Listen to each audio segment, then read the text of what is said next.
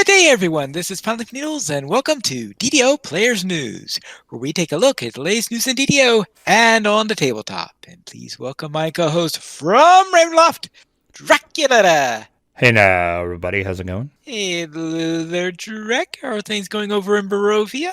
Same old, you know. Same old, same old. The fire elemental is still attacking, I hear. Unfortunately, yes.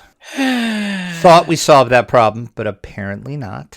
Apparently not. It sounds like you have these refugees from Sharn coming into your lands. Oh, that might be what it is. They might have figured out a way to get in. Yes, but even fire elementals would probably have trouble getting out. Well, everybody has problems getting out. That's a problem with this place.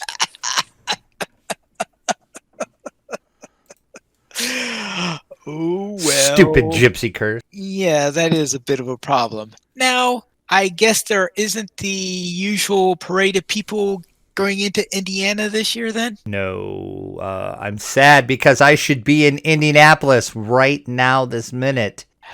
But I'm not. But you're not. You'll have to attend virtually. I know it's not the same. It's like I woke up this morning and I was just so sad because I looked at the date and I was like, I should be leaving for Indianapolis right now. I should be at Gen Con right now this minute. I should probably be eating at one of the great Indianapolis downtown restaurants, but yet here I sit. Oh well. Stupid COVID-19. Stupid COVID-19. We'll just have to go in and deal with that, I guess. And we can only hope it decides to pack up and leave us, right? That would be good. We can That get would back be to normal and actually have conventions again. We don't want it to be so long that people are asking, what's a convention?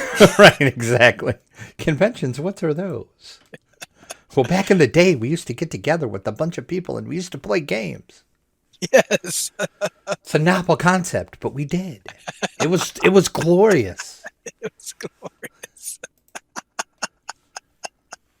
Right. You mean they used to have games that required more than 2 players to play? Right, exactly. You mean you can play board games non-solo? What? What are you talking about? Well, this is playing with people that you mentioned. What? Let's go and head into the game news. And we'll go. And this week, all that we've really got is that there is a little thank you coupon from the Standing Stone Games with a little bit of an apology thrown in. Yes, Cordovan posted over on the forums.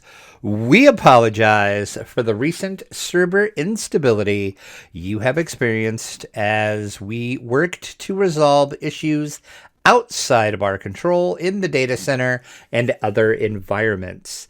As an appreciation for your patience, you can redeem the following item using the code SOV, the number 2 pot, SOB2 pot, SOV2 POT in the DDO store, and that will grant you a Sovereign 2 experience elixir. This coupon code will be available to redeem once per account through August 8th of 2020. He does go on to say, we will have more information about a VIP subscription extension in the near future, and that information will be posted into this thread, which we have linked in the show notes, in addition to this original post. He also mentions they are working to finalize that information at this time. And again, they do apologize for the recent game issues, and they are thankful to have you here.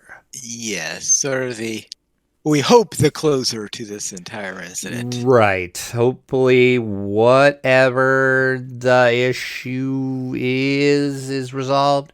I haven't actually tried to log in, so I don't know how the worlds are doing, but I haven't seen much in the forums about people saying it's bad. So knock on wood, we're back to normal? ?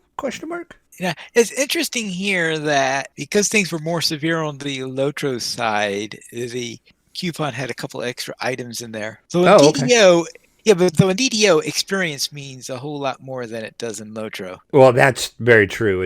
Right. So yes, they had a couple of other items in there, and the coupon code goes for longer. So a little difference on how things were on those. Because in DDO, there were server instability. In Lotro, we had serious downtimes. Yeah, we talked about this on last week's show that Lotro actually had it worse than DDO had it. So does Lotro seem to be better now? It seemed to have been reasonably stable this week. Okay, well that's good. So maybe they did get the issues fixed. But yeah, like we said last week, poor Lotro, they just had a hard time this week, or last week, I should say. Yeah, last week was just a pain. And let's see right now, I did notice that they did extend the maintenance this week, but it didn't go too much longer than usual. So it wasn't like there was any major problem as a result. And we hope that's the end of that, and they could get around to things like getting an update on Lotro and getting Lamania up in DDO. Right, which there is not really the Lamania update, but also later on in the same thank you code thread, Cordoban did post about they are going to start doing the rest of the server updates that they started to do. The only one that actually got done was Wayfinder. The tentative plan is you're going to start seeing some downtime in the near future, and they are looking at doing 1 or 2 servers per day, maybe starting next week. All right. So look for a couple servers to be unavailable next week, maybe. They are trying to get those plans in order, but he did say they are looking at doing 1 or 2 servers at a time. And this is, like I said, Wayfinder got done before the data center melted. So we'll see what happens when the other servers... I don't think the two were related. I think it was just a coincidence that they started to do this update work. And the whatever, they never did say exactly what happened. Right. The closest we ever got was in this thread where he just said it was at the data center and other environments that were out of our control. So we still don't know exactly what happened, but so we are going to have some downtime probably next week. Certain servers are going to go down, maybe 1 or 2 a day until they get them all updated. And this is the same work that they did over on Lotro, I think last winter they did it on Lotro, maybe? Autumn. Okay. I knew it was fall, autumn, winter, somewhere around in that time frame. So now with that, I believe that they're so busy trying to get all that done last week that they didn't have a chance for a chronicle. Yeah, there was no chronicle this week, and I assume that was the reason why they never stated why we didn't get one, but I'm assuming it was because there was lots of things going on last week. Oh, Cordovan did say that on his Friday stream for the other game that he didn't do too much in that stream because he had biz, but he did want to get on to tell them what the status was on everything and to say that there would not be a chronicle, things like that. But it was sort of a minimalist stream because he had to get back to whatever was going on at the time. Things were melting and catching on fire and blowing up at the data center. So yeah. Actually, I think around that time, things were starting to return to some semblance of normality. At that time, they were watching everything carefully, and they said they wanted to run the servers over the weekend to make sure that they really were fixed, as opposed to... Because obviously, after 3 hours of being up, you can't say, okay, we're all fixed now. Exactly. Let's then go from our game news into seeing what's coming in from the dungeon.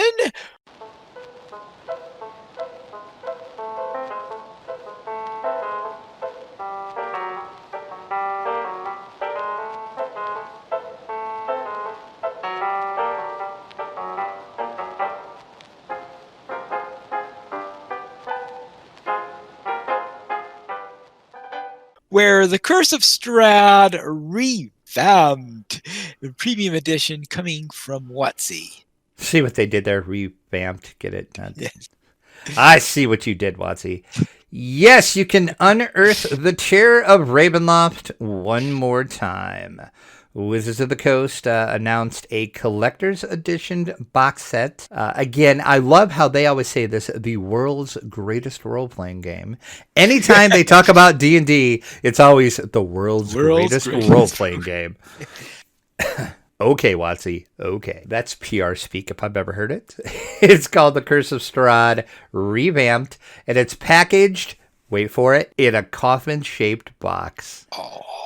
That's amazing. Curse of Strahd Revamped provides everything a dungeon master is going to need to start chilling and thrilling scenes starring everybody's favorite vampire villain. I added the favorite part, Count Strahd Van Zarovich. This deluxe box set is packed with irresistible treats, including updated adventure content, a beautifully... we'll get to that in a second. A beautifully illustrated and foil-stamped Tarokka deck, and lots more to satisfy even the most bloodthirsty fans of Gothic terror. The Curse of Strahd Revamped rises from the grave everywhere, coming up on October 20th, 2020, just in time for your Halloween. Okay, this sounds amazing. But okay, let me take a deep breath before I want to rant here, but okay, this is going to come in 3 parts. You're going to get the Curse of Strahd Revamped Adventure, what they're calling the Collector's Edition.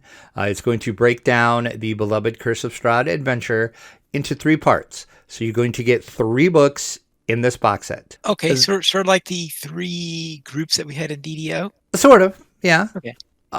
It's going to be soft cover books. For a deluxe edition. Which, exactly, bingo. I was all excited, and then I read, and I'm like, why? Why soft covers? Why are you doing 3 soft cover books for a deluxe edition of this? It makes no sense to me, but you're getting 3 softcover 224-page adventure books for characters level 1 to 10, and then you're going to get a 20-page creature of horror book that's going to describe the new monsters that appear in the adventure, and you're also going to get an 8-page Tarokka deck booklet. If you don't want to actually use the Tarokka cards, you can just point to that. But anyway, they're softcover books. I don't get it. The other thing about this adventure is it's going to include the latest errata and the revised description of the Vistani that aligns with Dungeons and Dragons team's mission to be as welcoming and as inclusive as possible. And what does that mean to the rest of us? It means the Vistani are basically, I actually haven't seen it to how they've done it, but if you know how the Vistani were described in Curse of Strahd and also the original Ravenloft, they were described as wandering gypsies, and they kind of had the gypsy stereotype, and I'll use stereotype in air quotes. Right. Choosing my words wisely here. That will no longer appear. So they're changing the Vistani totally. So they won't remind you of the Romani then anymore. Right. Okay. Because that's bad, because that's a bad stereotype of gypsy people. So I don't know what they're going to do. I don't know. Like I said, I haven't seen the revised. To my knowledge, they haven't released the changes they're making. I think this is the first time you're going to see the revised. So yeah. So, I mean, okay. Like I said, we'll just move on before I get myself in trouble. All right. And they're also going to be, it sounds like there are going to be some new adventures in there also? No, they're just adding some errata, and they're correcting some things and making it, because there was a couple points where it was kind of confusing, so they're just kind of just tweaking it a little bit to make it easier to understand, and they're adding some errata where they had some errors. All And right. they're changing the Bastani. Other components, I'm just going to move on. Other components of Curse of Strahd revamped are going to include a sturdy Dungeon Master screen that is designed for use with the adventure, a double-sided poster map showing the domain of Barovia on one side and Castle Ravenloft on the other. You're also going to get a dozen illustrated postcards depicting the spooky locations in Barovia, Castle Ravenloft, the Old Bode Grinder, the Abbey of St. Markaba, and, of course, everybody's favorite, the Death House. Dungeon Masters can use these postcards as invitations to beckoning their players to explore Barovia and put Strahd back in the ground where he belongs. Well, that's debatable, but okay. You reminded me that one of the members of Hermitcraft is building the Wizards of Wines this year. Oh, really? Yeah. That's amazing. It's amazing. So you can see he first originally built it one way. He said this is temporary until 1.16. Then now the whole thing's changed the whole look using nether materials, and it's really he's got a really amazing build on that so far. And he's also been planting more and more berry bushes to represent the vineyards going all the way out surrounding the winery. Oh, that's awesome. I'll have to look at that once that's actually done. That's pretty cool. But yes, the Curse of Strahd revamped premium box set will be available October 20th of this year with a retail suggested price of $99.99. All right. It sounds like to me that if there is one Ravenloft item that you might not get, this would be it. You know, I'm torn. You're torn, yes. I thought you would be. I'm torn because, I mean, I have everything else. I have all the original box sets. I have all, to my knowledge, I own everything Ravenloft that was for the original Ravenloft. I don't think I'm missing anything. I might be missing maybe one of the Gazetteers, maybe, but I'm pretty sure I have all those. So I'm like, I want this, but softcover books, and it's like the coffin box is awesome looking, but softcover books, I'm just like, I don't know. I doubt. I'm 99.9% sure doubtful WotC will send this to us to review. For today's show, definitely not. I mean, well, that's true. WotC, if you're listening to this, I'd love to review this, though. Spoiler alert, I'm going to bitch about the softcover books, but, you know. And what you did to the Bastani, but other than that, yeah. So, yeah. I don't know. So I don't know. I'm like I said, the Ravenloft collector in me wants to get this just to display on the shelf, I guess. But then I'm like, soft cover, but I don't know. I don't know. I'm torn. So unless you come to a miraculous windfall amount of money around October, you know, if I would have some extra money, that would just be burning a hole in my pocket, and I'll be like, sure, why not? I'll get this because like I said, I doubt we'll get this for review. This kind of, I mean, it's not the same price range as the $700 set of dice they had, but remember a couple years ago they released all of the core books in a collector's box set for Christmas. We didn't get that for review from them either, so I'm kind of thinking this is going to be in the same, excuse the pun here, but vein as that. I had to go there. So, yeah, so not expecting a review copy of this, so I don't know if I'll pick this up or not. I'm torn. I want to, but softcover books, man. Ugh. I am going to take it that you are not the biggest fan of softcover books. Okay. Softcover books are okay if that's what they normally are, I guess is how I want to word it. But for a deluxe premium edition box set, if I'm paying $100, I don't want softcover books. Okay, you got a point there. But of course, if they do hardcover, that would jack the price of the set way up. So Right. I can kind of understand why they're doing the soft cover, but it's just the choice is weird to me. Then let's get away from the dungeon and head on to the tabletop.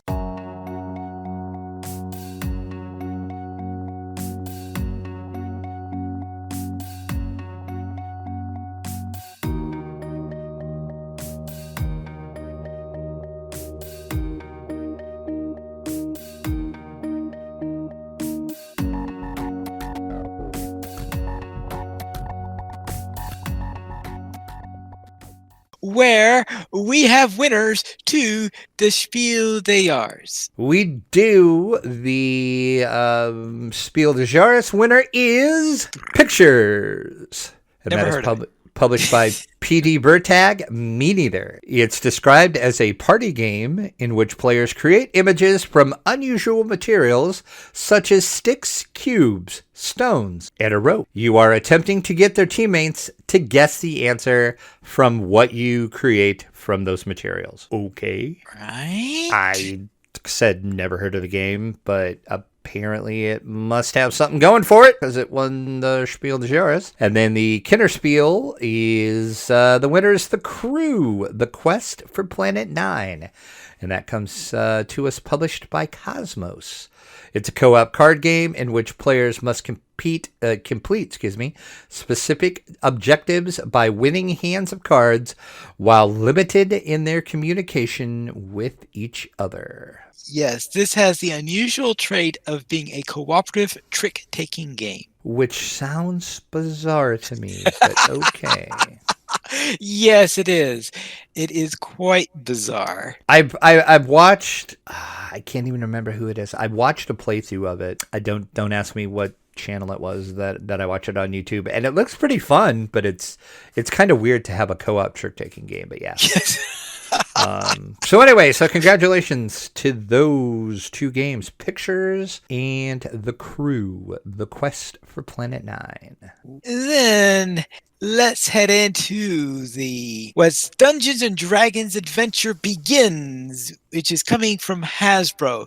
It begin. I thought it began back in '73. Well, sure. This they are touting as an easy entry-level way to get into Dungeons and Dragons. You are going to step into the exciting world of D&D with the new board game Dungeons and Dragons Adventure Begins. You're going to choose a character and you're going to work together along the journey through the lands of Neverwinter. You're going to face fantastic obstacles, battling monsters, and of course, defeating the boss monster terrorizing the realm. The role of the dungeon master is going to pass from player to player with each turn. So everyone is going to be a part of the storytelling adventure. Players are going to assume the role of a hero. You're going to be able to customize them, and then you're going to battle your way through the lands of Neverwinter. At the beginning of the game, you're going to choose a journey that is going to end in a boss fight with either Felberus the Beholder, or the Fire Giant, Deathkeep, the Green Dragon, or of course, the Kraken. Then you are going to adventure until you defeat the boss. And the hero who dealt the death blow will describe their kill, and the dungeon master will read the story on the back of the boss monster card. All right. So it's an easy to learn family weight game that's going to try to get people into Dungeons and Dragons. What else was on the press release is what they're kind of hoping with this will get your kids interested in Dungeons and Dragons because it's got some of the mechanics of D&D in this. So then you can just jump right into like the starter set and then slowly build your way up into all the books. So that's the hope, at least. The components look really nice on this, so this might be actually kind of fun. They say it plays in about 30 to 45 minutes. I think it's for 4 players because it comes. It says 2 to 4 on the.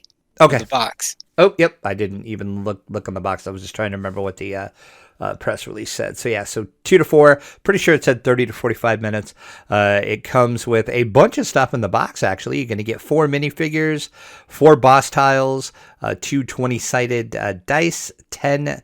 I'm sorry, 2 20-sided dice for the heroes. 10-sided Dungeon Master dice, which is weird. The Dungeon Master only gets a 10-sided, Yeah. but okay. Damage clips, plastic deck holders. You're going to get health trackers, 20 hero tiles, some dungeon boards, some gold markers. You're going to get adventure decks and item decks, and of course your instructions.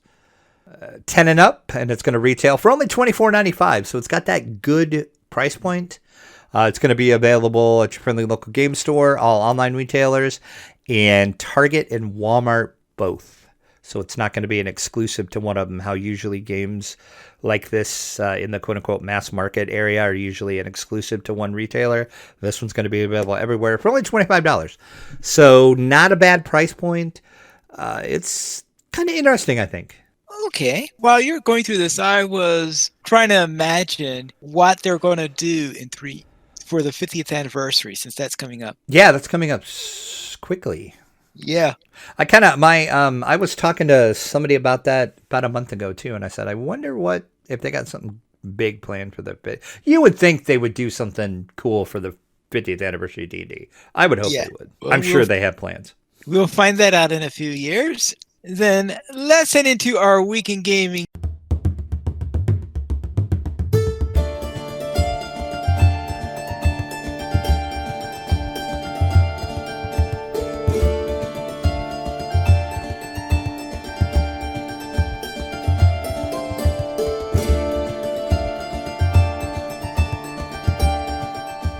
And Drac, what were you up to? Not a damn thing. What? Didn't do anything. Nada. Yeah. Nothing. They're pulling out the whip at work, aren't they? They are, yes. I had work things going on. I had other things going on. This whole weekend, I wasn't at home. So a bunch of stuff went on. It all added up to 0 gameplay for me. Then I guess I'll go into what I was doing. And I was actually playing a bit of DDO. I played the Catacombs with my alchemist. And this is my first time going through the Catacombs since they've changed it. And I guess when I first read the release notes, I thought they made 1 or 2 minor tweaks. I didn't realize they made as many changes as they had. I thought oh no, I guess it wasn't us that went through it, because when I did it on Elite. So no. Yeah, so I obviously wasn't there. Yeah, no, I didn't do it on Elite. I think we did it on like anyway, yeah. But I thought we did it with our characters, but I guess not. So I can't believe that's the first time you went through it. I like what they did to it. Yeah. It was especially since now you can feel for the characters, I think, a little bit more, because it's very hard. I know sometimes it's very hard for I think some players to spare Marguerite if she's a white. Right. Yeah, exactly. And then the Archbishop is more of he's still at least a fool in there, but he's not as bad as he was in the original version. So yeah, some nice tweaks that were done in there, and a couple of surprises that I noticed as along the way. So of course, the underlying base storyline and the underlying dungeons are mostly the same, though there are a few tweaks to those here and there also. Yeah, a few. Yeah. So I went through all of that from the beginning to the end, and there is one thing is in the Friar's Niece. Now this was the first thing that I noticed that was different. I'm wondering if this was an accident. And that is that at the end of Friar's Niece, all of the undead woke up and rushed down towards me at once. Oh, jeez. I thought they were supposed to come at you as you go down the corridor, and that they rise up and attack. But in this usually that's the way it goes. Yeah. In my case, it decided to bug out, and everybody came at me at once. And the only reason why I survived, now I did this entire thing without a cleric. No, the reason why I survived is that I remembered that healing potions damage undead. Oh, nice. And so I was throwing down curative admixture. Nice. Well played. And the result of this is I'm getting healed, and it's an AoE against all the undead in the area. That saved my life more than one time, and that was the first time in which it did. And that's where I learned, because I learned last week when I was doing the Sharn Syndicate how you can use curative admixture without having to worry about losing your potions in there. So in this case, I was learning quite well how useful it is against the undead. That's probably the best way for me to do it. So when I'm facing several undead at once that are close in, yeah, I throw that thing down and it's a lot easier. So after that, I then, of course, returned to the sanctuary, to the old archives, went to the crypt of Gerard Dryden, which is as tedious as ever, unfortunately. Then of course, where they had number changes, setting the wards, and of course, Endgame. Now, in Endgame, when you come to the final set of skeletons before you open your way to the bishop, what happened in it? Oh yes, there was an Arcanist in there that I realized in there, and he was spamming inflict wounds on me. I went unconscious, and I'm just, you know how it is when you go unconscious down to exactly that -1 hit point, and you're slowly seeing your. Right, yeah, and you're like, there's nothing I can do about this. Yeah, that's especially, and I'm recording this, of course, so I have this entire thing on YouTube, and it's like, well, there's no way I'm going to get out of this one, Yeah, and because normally you would have a cleric that would just throw you a heal or do something to get you back up. right, so that's the disadvantage is when you're knocked out, you don't have the cleric to help you, and somehow I must have made my saving throw because boom, I suddenly had health again out of nowhere, Oh, nice. and I jumped out and got away from that ledge as fast as possible, was able to heal up, and found a way to throw a bottle at the Arcanist to knock him down. And once that was done, it was a whole lot easier on that.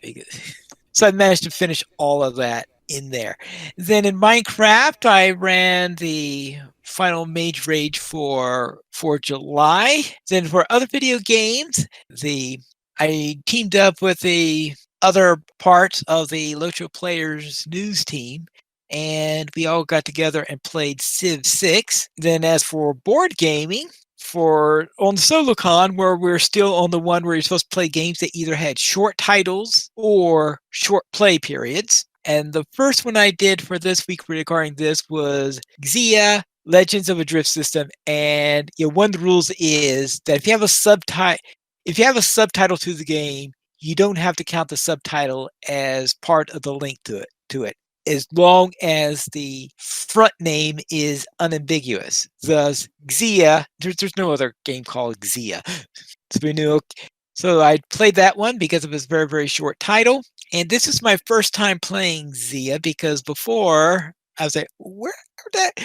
I didn't have the table space to play it because that could turn into a table hog when you're playing a full game in there. So I played 2 rounds of that. I played it first without any significant parts of the expansion. Then I played it with everything.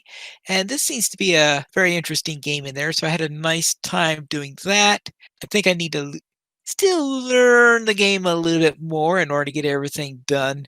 But I think this is going to be a one that I'm going to be enjoy playing every once in a while. After that, I played The Crew, The Quest for Planet 9. And of course, this was instigated by a certain award that we spoke of earlier. Now, of course, this is a cooperative trick-taking game involving hidden information. You're wondering, how in the world are you going to play that solo? I was just about to ask, how does that work solo? Yes.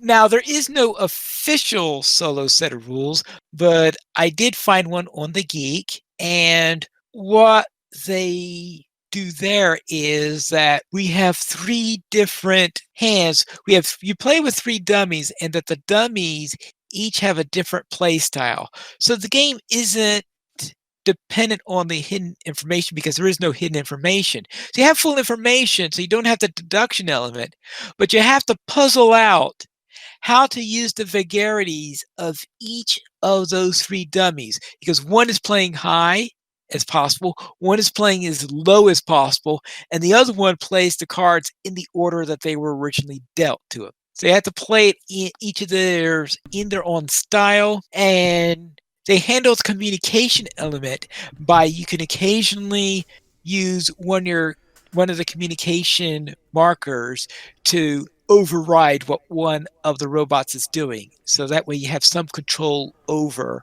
what's happening in there. Okay, that sounds really complicated, Yeah, but okay. yeah, especially it's a lot more complicated in describing than in actually executing, fortunately. But it can get rougher because I remember I was having a rough time adjusting when we got to 3 tasks per when I got to the first mission that required 3 tasks, getting 3 tasks and getting all the everything set up so that I could win the tricks was hard pressed because those are the ones that took me the longest time in order to be able to successfully complete that particular mission. Because what you do is you try to complete the mission by completing the tasks that give you. And what the tasks really are is that a certain player must win a particular card. Oh, okay. So if someone win, so you can say that, all right, we'll select a player that is going to win the three blue card, and that means when we are done with it with the round, that player must be the one who won 3 blue. And the idea here is that the more tasks you have, that means the more different people have to win specific cards in there. So that's sort of what could make it tricky. Gotcha. Okay. Like the last one I did was the last mission that I completed was a little unusual in that the requirement was didn't have a certain number of tasks to complete, but it said that I had to win at least one trick had to be won by a one value card. And that's something that's can be a challenge to arrange in a trick taking game because that means you have to have a long suit and an entry into it in order to be able to get down and have that one so that it could win the trick. Right, exactly. So they have all these little variations of things that you have to do. The next one I have to do when I get back and return to it will be to have all 4 of the trump cards win a trick. So that means no one can lead with a trump in that one because if you lead with a trump, then people are going to have to play their trump cards, and there are only 4 trump cards in the rock what they call rockets. Those rock are the trump cards, and if someone leads with the trump, obviously it's it's over because Gotcha. Okay.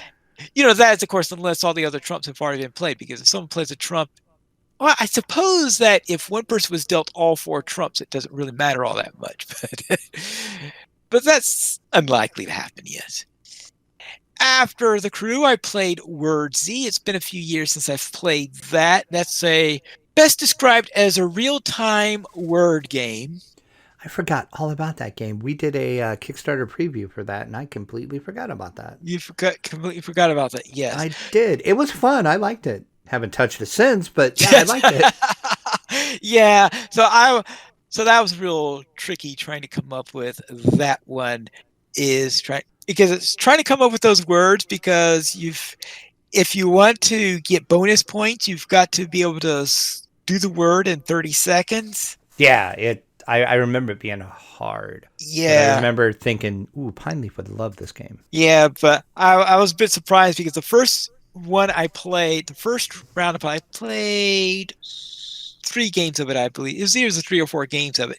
And the first game that I played was on a Monday morning. And I'm not too sure what possessed me to want to play a real-time word game on a Monday morning.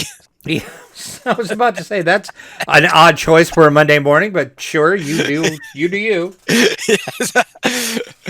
And it all started about as predictably as you think a game being played on Monday morning would be like. But when I got to the final score, I say, "What? I broke my record? How did I do that?" So my best game of Wordsy that I played was done on a first thing Monday morning basis. So that was a little bit of a surprise. And then we'll finish it off with Palm Island. And Palm Island, I can never quite do all that well in Palm Island. I just can't get things comboing right. Actually, I think I finished off with 24 points, which isn't too bad, but I get the impression that the really impressive scores are going into the 30s or maybe into the 40s. 20s is just meh. And then finally, for other tabletop games not involved in solo con, I decided to see whether or not I could was try to play Ogre solo. So I tried to modify some solo rules that appeared in the Ogre book and see how well I could play Ogre solo, and it didn't go all that too well, meaning that the Ogre was well, I was, of course, playing the the defenders, trying to keep the ogre away, and yeah, the ogre was completely trashed. It's like, all right, maybe it doesn't work all that well as a solo game. We currently have 14 supporters on Patreon, and if you would like to help to support the DDO Players, simply go to the donations page. You can support the Players Alliance on Patreon. Your money will be used for our podcast hosting, website hosting, and to pay for our live shows. And if you'd like to just donate without using Patreon, you could contact Drac at ddoplayers.com. We did not receive any emails this week, but if you'd like to send one, you can send it to podcast at ddoplayers.com. You could also follow us on Twitter, the Players Alliance at Players Ally, DDO Players at DDO Players, Draculetta at Dracula_72, and Piney at Piney Mules. And you can follow Drac on Twitch at Draculetta_72. The Players Alliance has 3 shows. On Mondays at 7 p.m. U.S. Eastern Time, we have DDO Players News. On Saturdays at 8:30 p.m. U.S. Eastern Time, we have Lojo Players News. And to know when XP Quest is airing, just follow at XP Quest on Twitter. But remember, XP Quest is not Pineleaf friendly. You can join us for our shows at ddoplayers.com/live.